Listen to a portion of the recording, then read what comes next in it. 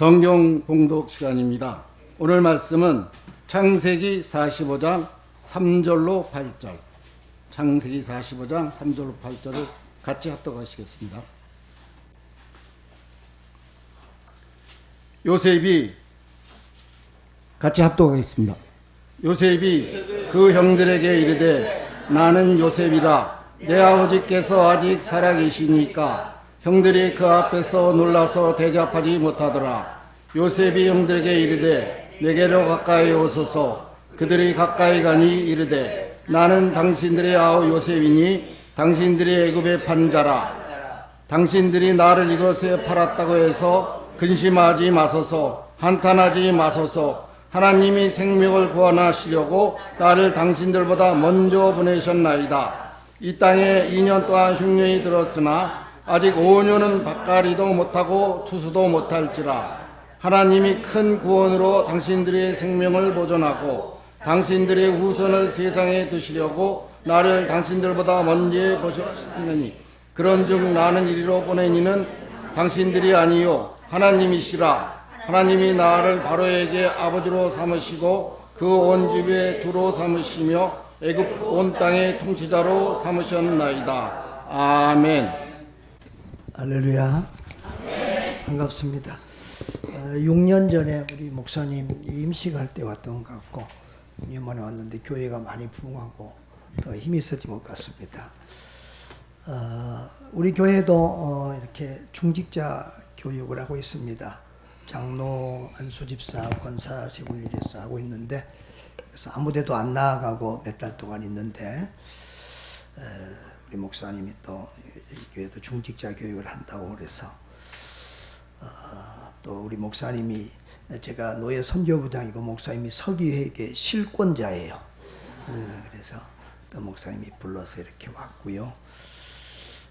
또 우리 예수만 교회는 어떻게 보면 제가 좀 빛이 있는 교회 같아서 총회 선교사로 있으면서 또 경양교회 파송을 받고 또 기도와 후원과 사랑을 많이 받았는데 오늘 보니까 우리 세월이 다 이렇게 많이 좀 지난 것 같습니다. 그래요. 참 때로 우리가 아픈 시간들도 있었는데 하나님이 치료해 주시고 또 은혜 주시기를 소원합니다.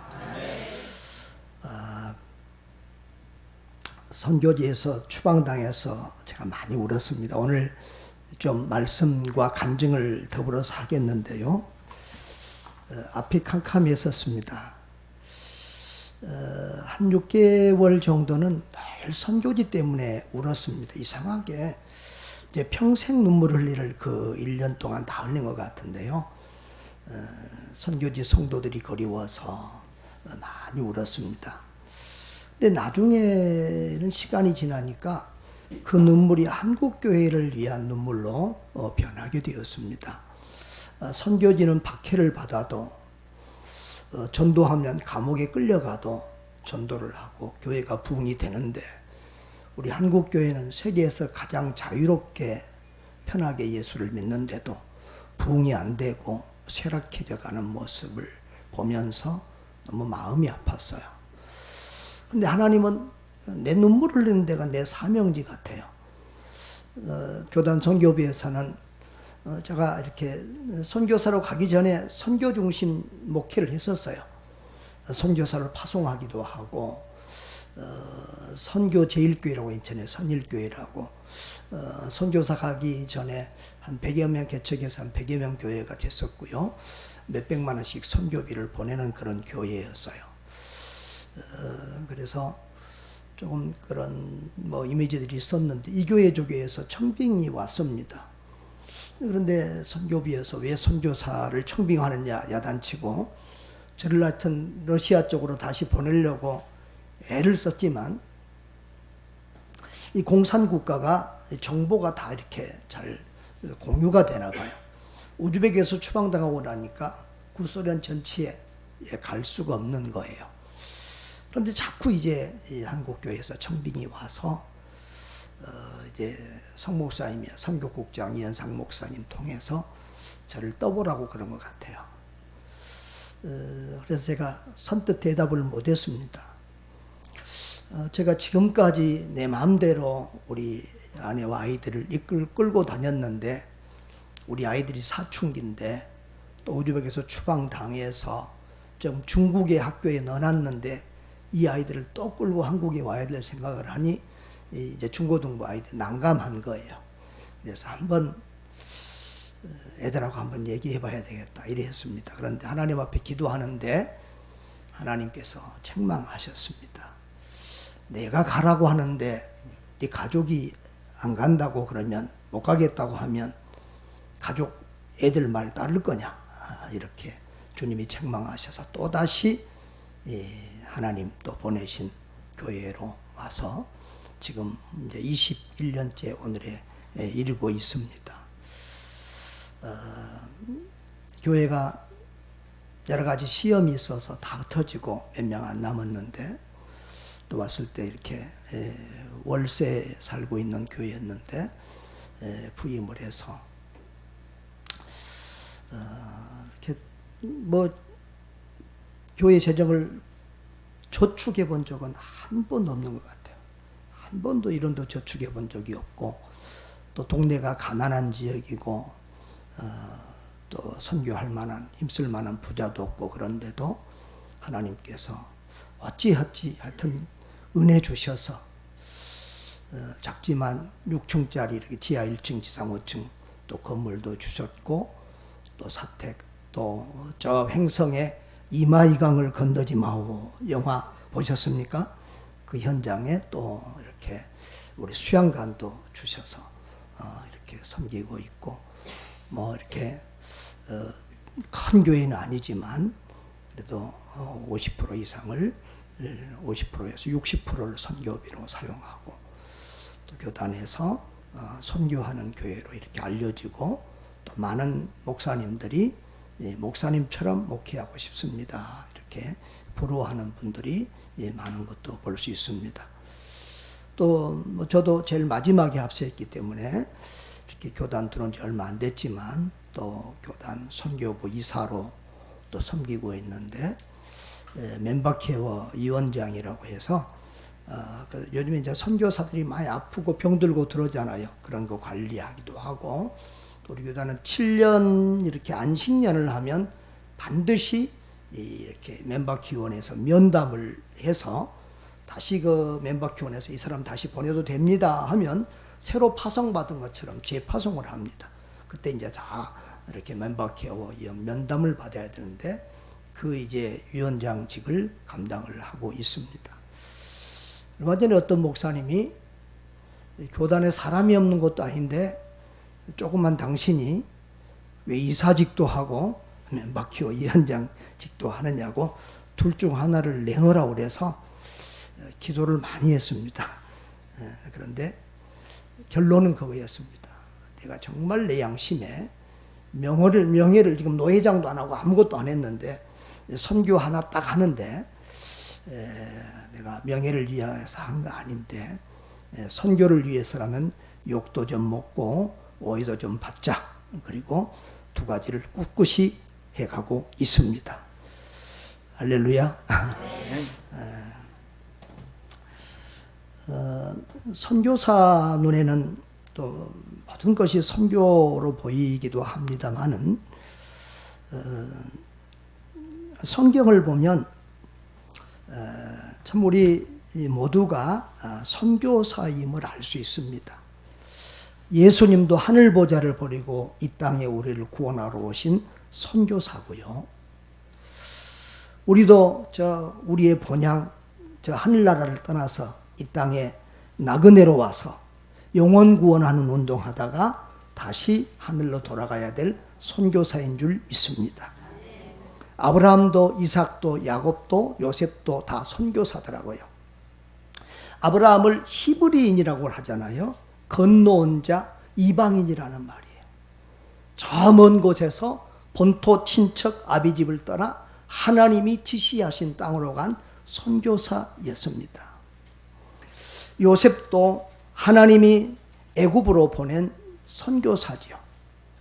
그래서 하나님 요셉은 오늘 보면 나를 이리로 보낸 것은 당신들 같지만 실상은 당신들이 아니요 당신들 뒤에서 역사하신 하나님이었다고 그렇게 말씀하고 있습니다. 요셉이 선교사 의식을 가지고 살았다는 것이죠. 우리 모두가 참 선교 의식을, 선교사 의식을 가지고 사는 것이 굉장히 중요합니다. 예수 믿는 우리 모두는 선교사입니다. 성령이 너희에게 임하시면 예루살렘, 유대 온 유다, 사마리아 땅끝까지 증인되리라 했는데 우리 모두 성령 받은 사람이죠? 구원받은 사람들이죠? 거듭난 사람들이죠? 거듭난 것은 다 성령이 역사하심으로 된 일입니다. 그렇다면 그 순간부터 우리는 선교사입니다. 믿지 않는 가정의 선교사요, 직장의 선교사요, 사회의 선교사요. 우리 모두가 선교 의식을 가지고 살아야 될 줄 믿습니다. 저는 선교사에서 추방당하고 나서 선교에서 가장 중요한 게 무엇인지를 깨달았습니다. 선교지, 선교 현장이 아니었습니다. 선교 마인드였습니다. 선교 마인드만 있으면 달나라에서도 선교한다. 제가 몇 년 전에 우리 교단의 미주 에반겔리아 복음대학에 있습니다. 그래서 목회학 박사과정을 하면서 교회 건강과 선교에 대한 논문을 썼는데 결론은 그거였습니다. 하여튼 선교 마인드만 있으면 한국에서도 어디에서도 선교한다. 저는 지금 선교지에서보다 한국에서 선교를 더 많이 하는 것 같아요. 선교 마인드가 중요하다. 그리고 건강한 교회는 선교하더라. 건강한 교회는 전도하고 선교하고 영혼 구령에 힘쓰게 됩니다. 그리고 조금 건강치 않은 교회도, 건강치 않은 성도도 전도하고 선교하고 영혼 구령에 힘쓰면 건강한 성도가 되고 건강한 교회가 되는 줄 믿습니다. 그래서 이 선교 마인드가 중요한데요. 오늘 요셉의 신앙과 선교 마인드를 좀 보려고 합니다. 요셉에게는 하나님 절대 주권 신앙이 있었습니다. 저는 우리 칼빈주의 개혁주의 신앙의 핵심인 두 기둥, 하나님 절대 주권과 영광, 이거 얼마나 참 너무 귀하고 얼마나 좋은지 모르겠어요. 오늘 요셉은 자기가 이 애굽 땅에 온 것은 하나님이 보내신 거라고 말씀하고 있습니다. 하나님이 7절에 하나님이 큰 구원으로 당신들의 생명을 보존하고 당신들의 후손을 세상에 두시려고 나를 당신들보다 먼저 보내셨나니 그런즉 나를 이리로 보내는 당신들이 아니요 하나님이시라 라고 했습니다. 따라합시다. 당신들이 아니요 하나님이시라. 여기 오늘 본문에 보면 하나님이라는 말이 몇 번이나 반복되고 있습니다. 하나님이 보내셨다는 겁니다. 여러분, 요셉은 우리가 가지고 있어야 될 눈이 여러 가지잖아요. 지식의 눈도 있어야 되고 이성의 눈도 있어야 되고 영의 눈도 있어야 되는데 요셉이 이성의 눈이 없는 사람이 아니에요. 당신들이 나를 팔았다 이거죠. 그게 눈으로 본, 이성적인 눈으로 본 현실이에요. 실상이에요. 그런데 영적인 눈으로 보면 그 배후에 역사하시는 하나님이 있었다는 거예요. 하나님의 주권적인 역사 개입으로 말미암아 요셉이 애굽에 팔림을 받았다는 거예요. 할렐루야. 당신들이 아니에요. 그래서 요셉은 참으로 그 바른 신앙으로 오늘 본문에 보면 형들을 용서하고 있음을 볼 수 있습니다. 우리는 신앙생활하면서 사람 때문에 시험 들고 넘어지고 사람 때문에 상처받고 고통스러울 때가 너무 많습니다. 제 인생에 가장 중요한 한마디 말씀을 뽑으라면 저는 히브리서 12장 2절 말씀인데요. 예수를 바라보라는 말씀입니다. 제가 참 힘들 때가 군대 갔을 때였는데 그때 군대에서 이렇게 수요일입니다. 이제 훈련소 끝나고 자대 배치해서 수요일 날 그 군대 안에 있는 이 교회 첫 예배를 나갔는데 너무 마음이 괴롭고 힘든 그때였는데 예배 나가니까 먼저 와 있는 그 병장이 있었어요. 저는 이제 군대 간 지 한 달 됐고 그분은 한 달만 있으면 집으로 갈 사람이에요. 그럼 권사님들은 군대 안 가보셨죠? 그렇지만 거기서는 하늘과 땅이에요. 예. 나는 인간이 아니에요. 이등병이에요. 야, 이등병 그러면 예! 노래 불러 그러면 노래 불러야 되고 춤춰 그러면 춤춰야 되고. 너무 기가 막힌 거, 너무 분한 것은 야, 이등병! 그래, 예! 그러니까 기차 바퀴가 뭘로 생겼나? 그래요. 그래서 쇠로 생겼습니다. 자신 있게 대답했습니다. 쇠로 생긴 거 맞지요? 그런데 그 사람이 야, 임마! 기차 바퀴는 박달나무로 생겼어. 그래요. 갑자기 멘붕이 됐어요. 아, 박달나무가 너무 딱딱해서 박달나무 막 머리를 굴리고 있는 순간에 뭐라고 했냐면 야, 임마! 군대에서는 곧 참말이 곧 하나님 말씀이야. 하여튼 그런저런 조롱을 당하면서 또 교회 간다고 그러니까 너도 요 또라이냐 뭐 이래가면서 이제 교회를 왔어요. 이건 내가 사람이 아니라 이 짐승이고 놀림감이고 장난감이라는 그런 비참한 생각에 교회를 나갔는데 그 병장이 저에게 그러는 거야. 야, 이등병이 아니고 형제님 그러는 거예요. 말년 병장이 하늘 같은 분이 형제님 그러더니 그 다음에 하는 말이 교회 참 잘 오셨습니다.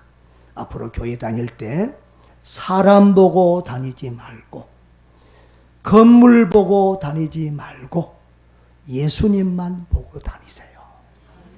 이 교회도 다 그래야 될 것 같으네요. 건물 보고 다닐 교회는 아닌 것 같아요.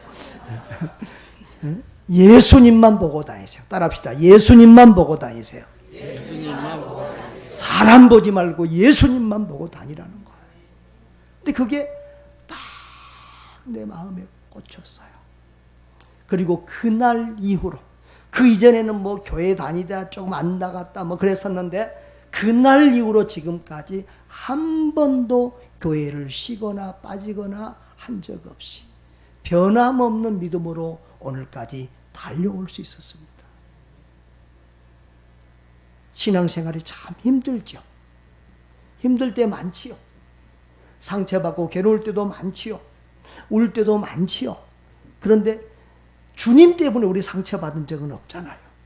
예수님 때문에 실망한 적 없잖아요. 다 우리는 사람 때문에 상처받고 사람 때문에 실망하고 사람 때문에 넘어져요. 사람 바라보지 않고 신앙생활을 하니까 시험 들 일이 없고 넘어질 일이 없더라고요. 흔들리지 않더라고요. 목회도 마찬가지예요. 사람 바라보면 상처받고 힘들 때가 너무너무 많아요. 그러면 힘들게 하고 괴롭게 하는 사람을 볼 때마다 저는 그 사람 생각을 내려놓고 또 예수님 생각하고, 그럼 누가 상처 준 사람 있으면 자꾸 또 그 사람 생각나요. 그러면 또 그 사람 생각을 내려놓고 또 예수님을 바라보고 평생 신앙생활 하면서도 목회하면서도 예수님 바라보는 훈련을 하면서 살고 있습니다. 그러니까 신앙생활이 행복하고 목회가 행복해지더라고요. 할렐루야. 우리 사람 바라보지 말고 예수님 바라볼 수 있기를 바랍니다. 제가 선교지에 갔어요. 그런데 사실은 선교지에 가서 막 이렇게 그쪽의 영혼들에게 마음을 주고 막 애써야 되는데 제 걱정은 제가 개척했던 그 첫사람, 그 교회 걱정이 많이 되는 거예요. 근데 성도들이 막 전화해서 막 이런저런 얘기를 들려주고 안 좋은 소리 들려주니까 내 마음에 막 속이 부글부글한 거예요. 동기, 내가 정말 믿을 만한 신실한 친구 목사님을 또 후임자로 들어갔는데 막 이런저런 섭섭한 소리가 들리니까 내 마음에 이 배신자. 근데 이게 여러분 화병 걸려 보셨어요? 화병 안 걸려 봤어요? 야, 여러분들 믿음이 좋으신 분들. 여기에 이렇게 돌이 딱 여기 돌이 딱 생기면서 소화도 안 되고 종일 그 생각이 나요. 이 배신자. 선교국장 이현상 국장님 전화가 왔어요. 목사님, 내가 억울해서 선교 못하겠습니다. 한국 한번 들어갔다 와야 되겠습니다. 들어가서 한번 희죽고 와야 되겠습니다. 그랬는데 그 국장 이현상 목사님 하는 말이, 선교사님, 하나님이 지금 선교사님 한국 교회하고 정 떼려고 그래요. 하나님이 하신 일이라는 거예요. 근데 가만히 나를 돌아다 보니까 정말 지금 현지 교회 성도들 생각해야 되는데 한국 생각만 자꾸 하고 있는 거예요. 이 말이 맞다. 그래서는 좋은 말이든 나쁜 말이든 하지 마세요. 전화 다 끊고 하지 말라고 하고, 이제 제정신 차리고 보니까 현지 교인들이 보이고 사역이 보이는 거예요. 할렐루야. 그래서 마음이 치유되고 그 미운 감정도 버리고 그 다음에 와서 또 따뜻하게 전임자로서 후임자로서 또 좋은 관계와 시간들을 가질 수 있었습니다. 여러분, 하나님이 하신 일입니다. 때로는 사람들이 우리를 괴롭게 하고 힘들게 하고 상처를 주는 것 같고 배신하는 것 같지만, 요셉이 받은 상처는 얼마나 크겠어요. 남들도 아니고 가족인데, 형들인데, 그 형들이 자기 듣는 데서 자기 눈앞에서 자기를 죽이려고 하고, 또 그러다가 이렇게 돈 주고 종으로 팔아버린 이 상처, 평생, 참 세상적인 말로 하면 믿음이 없다고 하면, 요셉은 그 상처를 끌어안고 평생 울고 원망하고 분노를 품고 살다가 그렇게 인생 망했을 사람이에요. 그러나 요셉은 하나님 때문에 그 모든 문제를 한 방에 해결한 줄 믿습니다. 아, 당신들이 한 것 같지만은 하나님이 하셨습니다. 당신들은 악을 행했지만 하나님은 그것을 선으로 바꿔서 수많은 영혼들을 구원하는 일에 나를 사용해 주셨습니다. 할렐루야. 할렐루야. 우리 선교사님들이 의외로 한국에 나와서 목회를 하면 못 견디고 다 떠나가더라고요.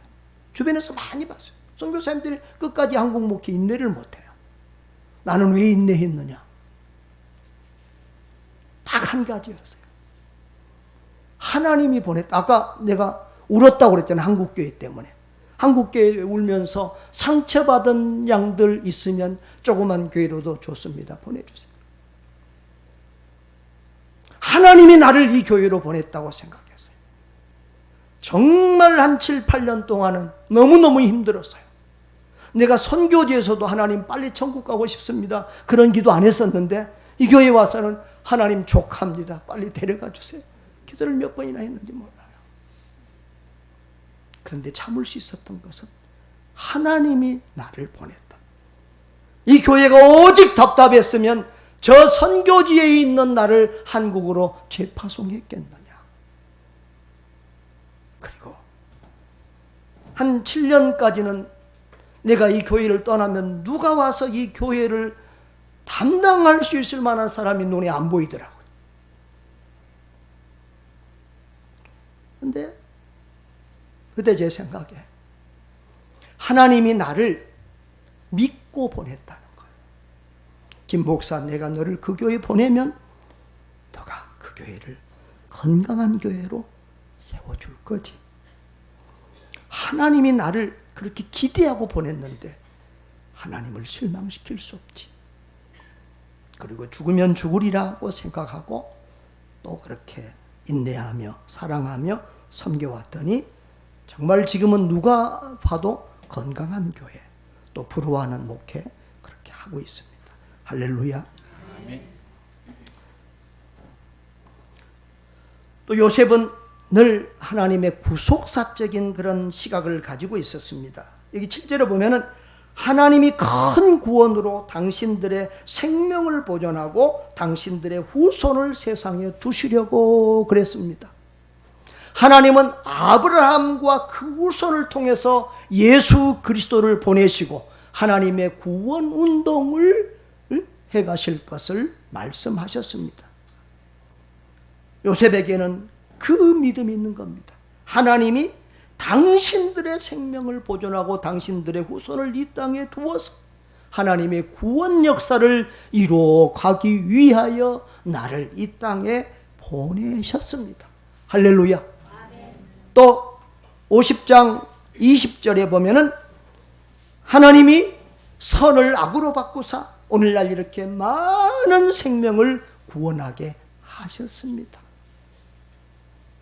애굽 사람도 그 주변의 많은 사람들도 요셉으로 인하여 생명을 구원받게 된 줄 믿습니다. 하나님은 이렇게 구속사를 요셉은 이해하고 있었고, 그리고 자기가 총리가 된 것은 뭐 잘 먹고 잘 살고 출세하고 명예를 얻으려고 된 것이 아니라 하나님이 생명 구원 운동하라고, 영혼 구원 운동하라고, 하나님의 구원 역사 이루라고 주신 사명인 줄 알고 있었다는 거예요. 할렐루야. 그리고 이 요셉이 가지고 있는 사명의식이 있습니다. 하나님이 나를 보냈다는 거예요. 하나님이 나를 불렀고 하나님이 나를 보냈다. 어떤 이 하나님이 나를 보냈다, 하나님이 나를 이곳에 심으셨다는 생각을 하면 어떤 어려움도 인내할 수가 있습니다. 수많은 교회들이 있습니다. 우여곡절 끝에 여러분이 예소망이라는 이름 안에 모였습니다. 하나님이 여기까지 인도하시고 이곳으로 보낸 줄 믿습니다. 그것을 알면 우리는 어떤 어려움도 인내하고 섬길 수 있어요.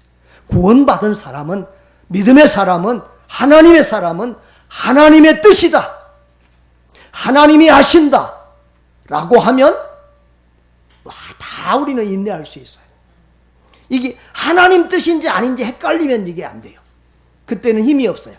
그런데 하나님의 뜻이다 그러면 이것은 절대적으로 우리는 또 인내할 수 있고 할 수 있는 거예요. 아까도 말씀드렸지만 저희는 가난한 교회인데, 월세 살던 교회인데 저축도 하나 못했어요. 처음에 와서 자꾸 선교한다고 하니까 정말 반대하는 사람들도 많았어요. 이런 다 죽은 교회, 깨진 교회에서 무슨 선교냐고, 우리도 죽겠는데 무슨 선교냐고, 왜 모든 거 다 선교로 써버리느냐고, 비전이 안 맞아서 이 교회 못 다니겠다고 그런 분들도 있었는데 지금은 그분 충성하고 있습니다만은 아무튼 그런데 하나님이 일하시는 것을 성도들이 보게 되더라고요. 정말 우리는 아무것도 저축한 것도 없고 부자도 없고 힘 있는 사람들도 없는데 하나님이 예배당도 주시고 이것저것 주시고 또 이렇게 선교할 수 있도록 이렇게 역사하심을 보고, 아, 하나님이 하시는구나, 하나님이 하시는구나, 이런 것을 성도들이 깨닫게 되면서 이렇게 선교에 힘이 생기더라고요.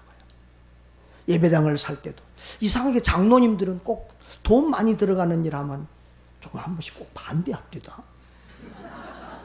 장로님들은 안 그렇죠? 믿음이 좋아서 안 그러는데 예배당 사자니까 땅 사자니까 반대하고, 예배당 사자니까 반대하고, 또 선교사님들을 위해서 수양관 사야 되겠습니다 또 반대하고, 이제 그때마다 이제 또 이렇게 기도하고 설득해서 이렇게 했는데, 장로님들이 반대하면 한 번 더 기도는 하게 돼요. 한 번 더 기도하고 애틀 더 기도하고 고민을 하게 되는데, 그런데 제 마음에 기도하다가 이건 하나님 뜻이다, 이건 반드시 해야 된다, 그러면 우리 장로님들도 그냥 그때는 순종하고 따라와요. 그냥 우리 목사님은 하나님 뜻이다 하면 눈에 굴쓰면 그 다음에 눈에 보이는 게 없으니까. 하여튼 저는 이상해요. 이 결정할 때까지, 하나님 뜻이다는 확신이 들 때까지는 기도하고 망설이고 두드려 보는데 그 확신이 딱 서면 그 다음에는 눈에 보이는 게 없어요. 하나님 뜻이면 되는 거예요. 순종하면 되는 거예요. 선교도 해보니까요, 순종이더라고요. 순종. 하나님은 참 모든 것을 합력해서 선을 이루세요. 그 하나님의 명령 앞에 우리는 순종만 하면 돼요. 아까도 말씀했잖아요. 제가 선교지에 있는 것보다 지금 선교를 더 많이 하는 거. 한국에 와서도 선교사로 살았어요.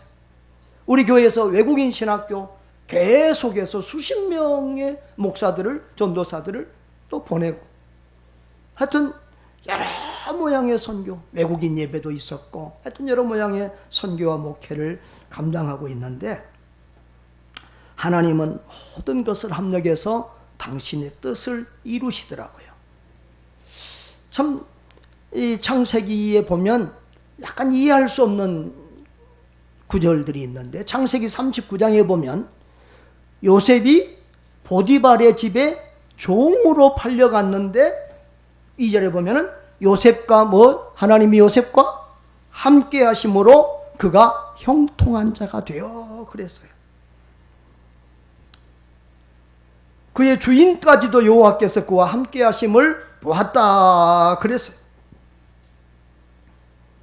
또 그런데 그 종 노릇한 것도 억울해서 감옥에까지 갔어요. 더러운 누명을, 요즘에도 뭐 그런 누명 쓰면 그 인생 끝나는 거예요. 그런데 그런 누명을 쓰고 감옥에까지 갔는데도 하나님이, 여호와께서 그를 범사에 형통케 하셨다. 하나님이 요셉과 함께 하심으로 범사에 형통케 하셨다 그랬어요. 여러분, 우리 생각에는 하나님이 함께 하신 사람이면, 형통한 사람이면 안 팔려가야 되는 거예요. 종살이 안 하게 해야 되는 거예요. 그렇죠? 억울한 누명 안 써야 되고, 감옥에 안 가야 되고, 그게 하나님이 함께 하시고 하나님이 형통한 사람이라는 생각이 우리에게는 있어요. 그런데 그게 아니에요. 하나님의 형통은 뭐냐 그러면 우리 생각대로 되는 게 아니에요. 요셉의 생각대로 되는 게, 요셉이 형들 나 팔아줘 그랬어요? 아니잖아요. 울고 불고 안 가겠다 했잖아요. 요셉의 생각과는 다르게 간 거예요. 요셉의 뜻대로 된 거 없어요. 종살이 싫어했어요. 감옥살이 너무 억울해서 나가려고 애를 썼어요. 요셉의 생각대로 된 것 하나도 없는데 하나님은 하나님이 함께 하셨다, 형통하셨다 했다 그래요. 뭐냐 그러면 요셉의 생각대로는 안 됐지만 하나님의 생각대로, 하나님의 뜻대로 되고 있는 거예요. 하나님은 요셉을 지금 애굽의 총리로 사용해야 되는데 그렇게 해서는 애굽에 보내서 언어도 문화도 익혀야 되는 거예요.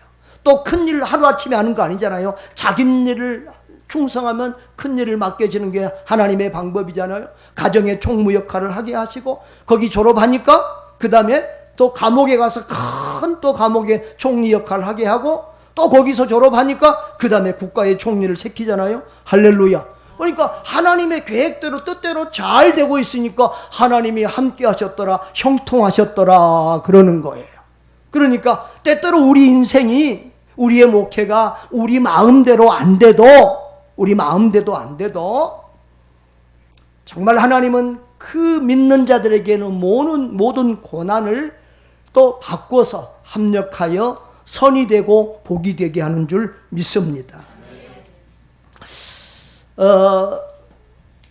아버지가 죽고 나니까 그 형들이 벌벌 떨잖아요.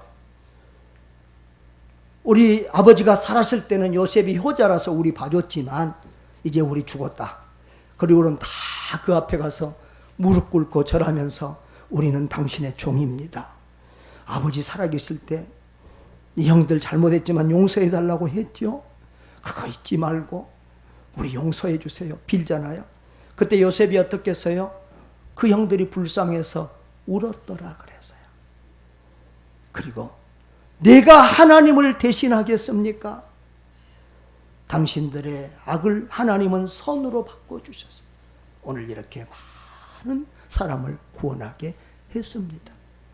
내가 당신과 당신들의 자녀들까지 다 돌보겠습니다. 이렇게 눈물로써 형들을 위로하고 그들에게 용서와 사랑을 베풀고 있는 요셉의 모습을 봅니다. 그렇습니다. 하나님은 악을 선으로 바꾸시는 하나님이고 고난을 축복으로 바꾸시는 하나님인 줄 믿습니다. 여러분, 인생을 살아볼수록, 신앙생활을 해볼수록, 성경을 알아갈수록 참 이 고난이라는 것은 신비다라는 걸 알게. 우리가 고난 때문에 망할 것 같지만 그리스도인들은, 믿음의 사람들은 고난 때문에 살고, 고난 때문에 경건해지고, 고난 때문에 정신 차리고, 고난 때문에 믿음이 좋아지고, 고난 때문에 끝이 좋더라고요. 목회도 이렇게 보면 처음에 막 형통하게 너무 편하게 잘 나간 사람들이 뒤에 안 좋은 경우 많아요. 초년에 젊었을 때 고생 많이 하고 뒤에 좋은 사람들도 많아요. 저는 솔로몬과 욥을 비교해 볼 때가 있는데, 솔로몬은 모든 것이 다 풍족하고 부족함이 없이 살았던 사람이잖아요. 근데 여러분, 솔로몬이 믿음이 좋아요? 욥이 믿음이 더 좋아요? 욥기서를 보면 내가 성경에서 하나님이 욥보다 더 칭찬한 사람 못 봤어요. 여러분, 고난은 하나님이 우리를 만들어 가시는 신비예요. 우리를 축복의 길로 인도해 가는 신비예요. 그러니까 고난이 중요한 것이 아니라 고난 속에서도 우리가 요셉처럼 변함없는 믿음으로 하나님 앞에서 변함없는 믿음을 가지고 살고, 변함없는 믿음을 가지고 충성하고, 변함없는 믿음을 가지고 헌신하고, 변함없는 믿음을 가지고 감사하며 사는 게 중요한 줄 믿습니다. 하나님이 보내주신 자리에서 충성하고 헌신하기만 하면 하나님은 하나님의 방법대로 우리를 사용하세요. 몇 년 전에 제가 우리 노예 부노회장만 2번 했어요. 또 노회장을 차는데 제가 안 하겠다고 길을 썼어요. 그리고는 안식년에서 나는 선교지 가겠다고 그랬는데, 그때 그 해에 제가 브라질과 남아공을 다녀왔어요. 어찌하다 보니까 우리 교회 파송 선교사가 10명, 뭐 넉넉히 많이들 보내지는 못하면 10명, 또 수십 군데 이렇게 선교 사람들을 돕고 있는데요. 참 오래전부터 가보고 싶은 데가 브라질이었어요. 제 잘 친한 선교사가 정은명 선교사인데, 브라질에 혹시 기억하실 분들, 우리 89년도에 경양교회 파송받아 갔어요. 그런데 그 친구가 신학교 다닐 때 저한테 그랬어요. 김 전사, 우리 브라질 가서 둘이 신학교 하자 그랬어요. 그런데 저는 우즈벡으로 가게 되고 그 친구는 브라질로 가게 됐는데, 하여튼 인천에서 개척교회 목회를 할 때도 그 브라질에 가보고 싶어서 제가 첫 번째로 가보고 싶은 것이 브라질이었어요. 근데 그때 한 92년이나 뭐 이렇게 됐어요. 1년, 2년 정도 됐을 것 같은데요. 89년 말에 제가 인천에서 교회를 개척했어요. 그런데 그때 당시에는 브라질 대사관 가니까요, 비자를 받을 수가 없어요. 3천만 원 이상 통장에 돈이 있어야만 비자를 주겠대요. 근데 개척교회 목사가 뭐 3천만 원 있나요? 그래서 못 갔던 그 브라질, 한 달 동안 브라질을 갔어요. 브라질, 아르헨티나 이런 데를 돌고 왔어요. 그런데 그 브라질, 아르헨티나를 돌면서 한밤중에 호텔에서 일어나서 정말 제가 깊은 감격의 눈물을 흘렸어요. 제가 89년도부터 선교 제일교회 가든지 보내든지 하는 이 선교의 사명을 따라 예루살렘, 유대와 사마리아 땅끝까지 이르라고 하는 주님의 명령을 따라 순종하며 여기까지 달려왔는데, 정말 내가 지리적으로 물리적인 땅끝에 와 있더라고요.